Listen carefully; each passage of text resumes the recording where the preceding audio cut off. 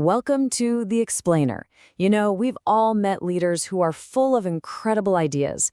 But let's be real. True wisdom in leadership isn't just about having the ideas, it's about actually putting them into action. Today, we're building a framework to help you become an actionable leader, someone who's not just a boss, but a fantastic steward of your team's time, their energy, and all of their potential. Okay, let's just be honest for a second. We have all been in those meetings that feel like, well, mental masturbation, right? Just endless talk, brilliant ideas flying around, but nothing ever happens. That is the thought leader trap.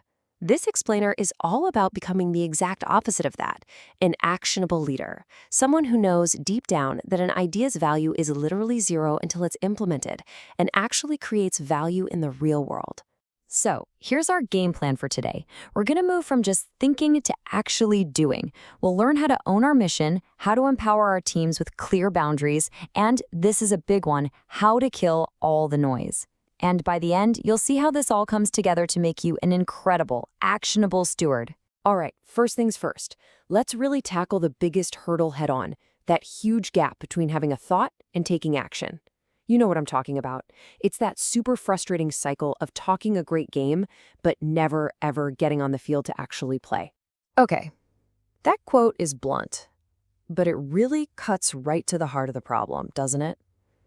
Because all that talk, without any results, it isn't just unproductive, it's worse. It actively sucks the life and morale right out of your team. That is the cycle we are here to break, starting right now. So how do we start breaking that cycle? Well, the very first pillar is about taking complete, absolute ownership. And this is so critical because it helps us overcome a really common fear. That feeling that you're just kind of repeating what your boss said instead of leading with your own genuine conviction. We've all been there, right? You're given a task, a directive from up high, and when you relay it to your own team, it just feels, I don't know, a little phony, inauthentic. And that little bit of hesitation, that creates weakness and ambiguity. But there is a super powerful mental model, borrowed from the military, that completely flips this on its head. Think about it this way. In the military, a squad leader out in the field, they don't turn to their team and say, okay guys, my boss's boss's boss told us we have to go take that hill. No way.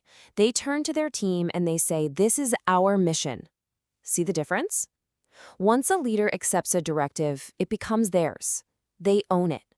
Where it came from is totally irrelevant. The execution is literally everything. And that mental shift is it's incredibly powerful.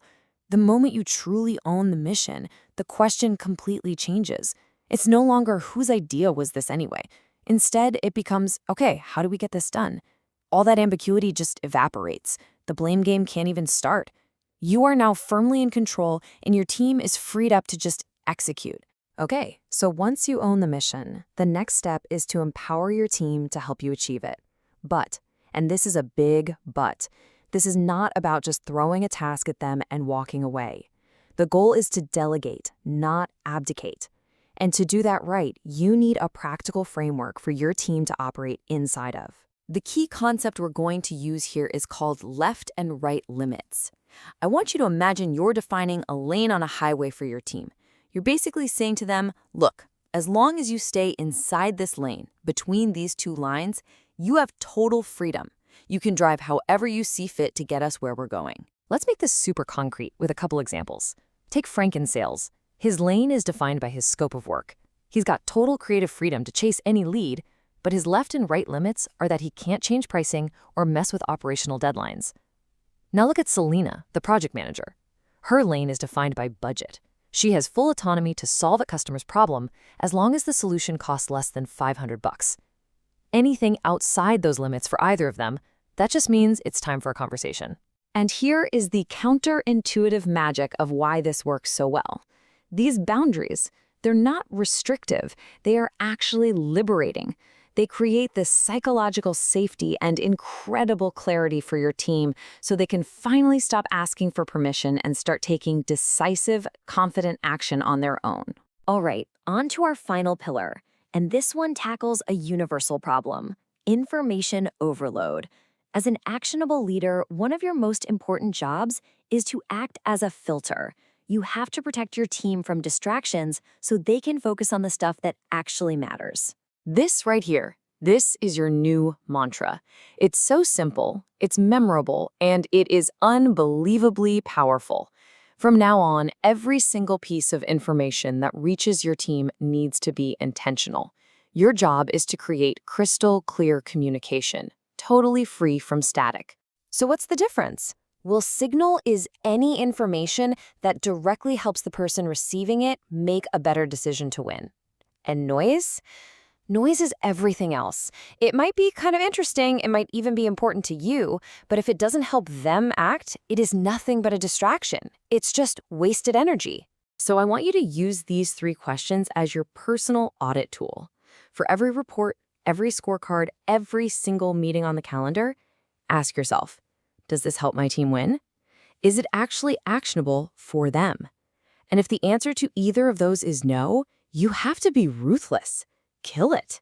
You have to protect your team's focus like it's the most valuable resource you have, because it is. Okay, so let's bring it all home. These 3 pillars we've talked about, complete ownership, clear boundaries, and a ruthless focus on the signal, they all combine to create a really powerful system that transforms you into an actionable steward. This is your playbook. This is the whole thing right here. First, you own the mission, and that creates clarity. Then, you set boundaries, which creates autonomy. And finally, you kill the noise, which creates intense focus. This is how you stop being just a manager of tasks and become a true steward, a leader who wisely multiplies the impact of your team's most precious resources, their energy and their attention. The journey to becoming an actionable leader doesn't start tomorrow. It starts right now, with one single decisive action. So here's my challenge to you. Take a hard look at your team's meetings, their reports, their emails. What is one piece of noise you can kill this week? Find it. Eliminate it. That's your first step.